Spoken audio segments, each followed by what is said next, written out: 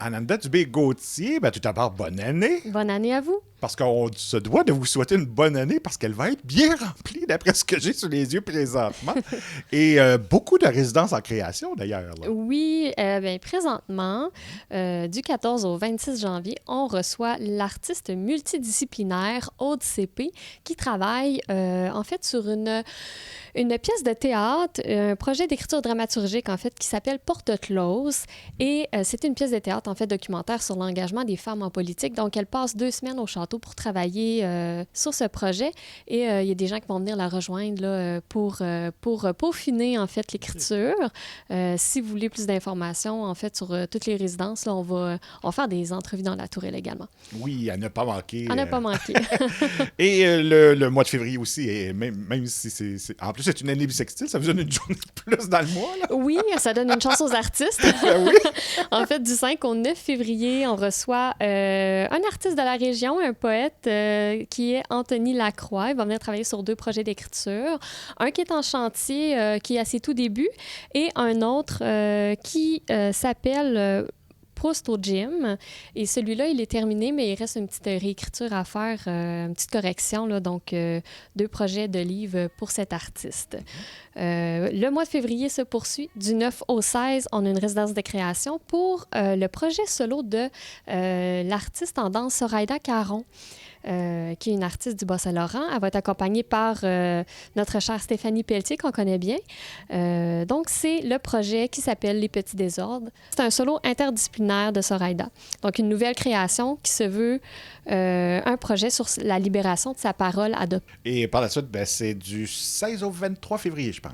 Oui, on reçoit le conteur Paul Bradley qui va travailler sur, dans le fond, son projet. Il va explorer les années 90 pour regarder l'apparition, des fois anodine, des technologies, également l'avènement du courant de pensée qui appuie la globalisation à tout prix. Donc, ça risque d'être très, très intéressant. Donc, son projet s'appelle La fin de l'histoire ou mes incroyables années 1990 et il sera en sortie de résidence pour rendre compte en fait du travail qu'il a effectué en résidence. Et ça se passe le jeudi 22 février en formule 5 à 7 pour nos sorties de résidence ici au Château Landry. Parce que c'est ça. Donc, c'est pas une obligation des artistes de tenir une activité. Par contre, il y en a certains là, qui aiment bien pouvoir peut-être tester leur matériel. Oui, effectivement. Dans l'endroit, en fait, le lieu du Château Landry, c'est un lieu intime. C'est un lieu où les gens se sentent en confiance également. Là, les artistes se sentent en confiance pour démontrer les premiers brides de leur matériel. Donc, les artistes sont à l'aise de se lancer. Puis c'est des activités qui sont gratuites aussi là, pour les sorties de résidence. Donc, les gens viennent voir gratuitement.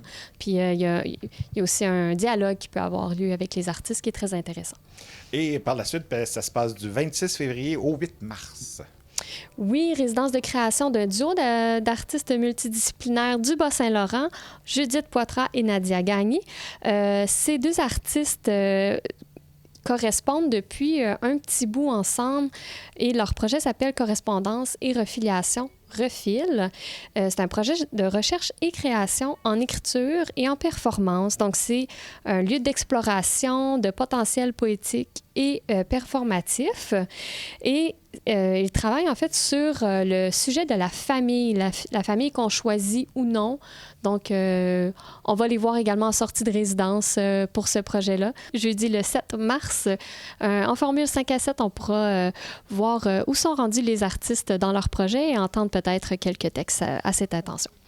Et ensuite, il y a Janou-Ève Le Guerrier qui va être parmi nous. Oui, Janou-Ève, qu'on a connue avec une résidence de création qu'elle avait fait en collaboration avec 2 autres illustratrices. Donc, il y avait Orbi et Élodie Duhamon.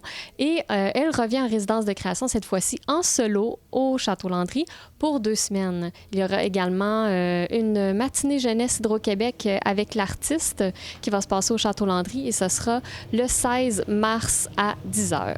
Et ce qui est intéressant, on le rappelle aux gens, là, pour les sorties Hydro-Québec, là, c'est gratuit et les jeunes sont toujours les bienvenus. Là. Oui, vraiment. On invite vraiment les familles à venir participer. Et pour toutes les activités, même si c'est gratuit, on encourage en fait les gens à s'inscrire quand même sur notre site, le point de vente, pour réserver leur place parce qu'également, c'est limité les places au Château Landry. Et ensuite, du 22 au 25 mars, qu'est-ce qui va se passer? Oui, je regarde ma feuille parce qu'on a beaucoup...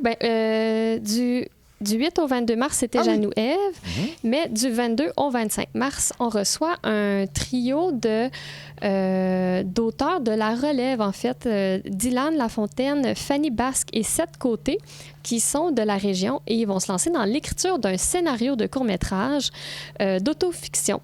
Ça révèle l'histoire, en fait, de 3 amis qui traversent les États-Unis pour aller porter les cendres d'un de leurs grands-pères en Floride. Donc, il va leur arriver plein d'histoires. On a hâte de découvrir ce projet. Donc, vraiment des artistes de la relève qu'on est très content d'accueillir aussi ici. Donc, à ce moment-là, ils vont écrire le scénario là, de cette future production. Exactement.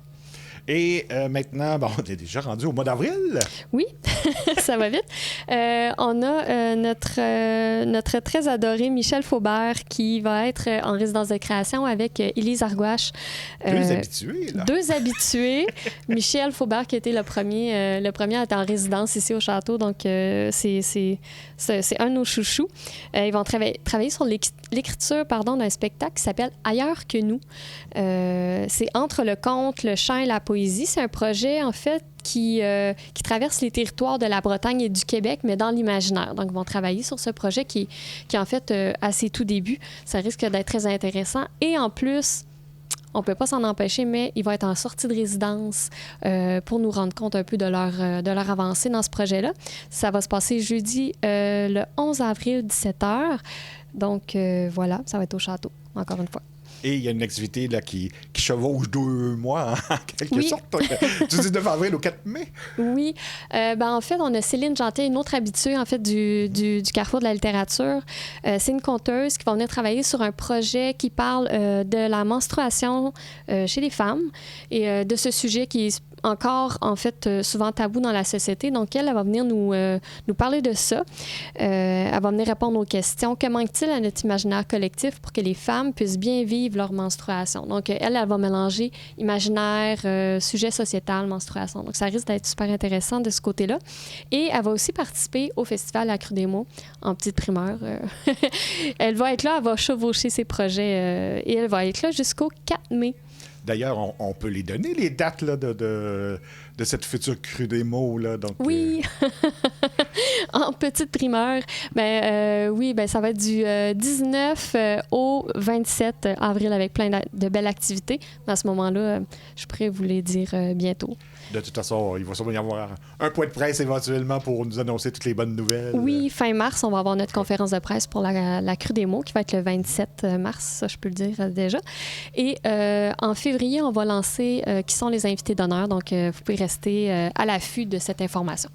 Et c'est ça, donc ça fait une belle grosse programmation. Oui. Beaucoup de dates à retenir à ce moment-là. Bon, entre autres pour les activités publiques, la meilleure des choses, je pense, c'est d'aller voir votre site et votre page Facebook. Effectivement, j'encourage tous les gens qui sont intéressés par nos activités de visiter tlacmétis.org pour plus d'informations et pour réserver.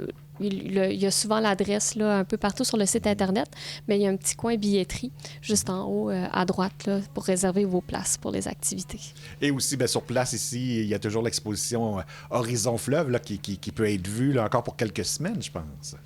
Oui, quelques semaines seulement. Elle sera remplacée très bientôt par l'exposition à l'École des Alizés qui a été faite sur le projet de chanson avec Géraldine Saucier et Charles.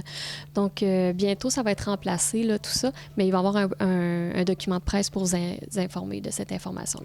Bref, on commence l'année 2024 vraiment en de force. belle façon. Oui, c'est ça. En force, oui. Félicitations pour votre beau travail. Merci puis on invite beaucoup. bien entendu les gens. Là, quand il y a des dates qui sont annoncées, il ne faut pas trop attendre. Non. Effectivement. Merci. Merci à vous.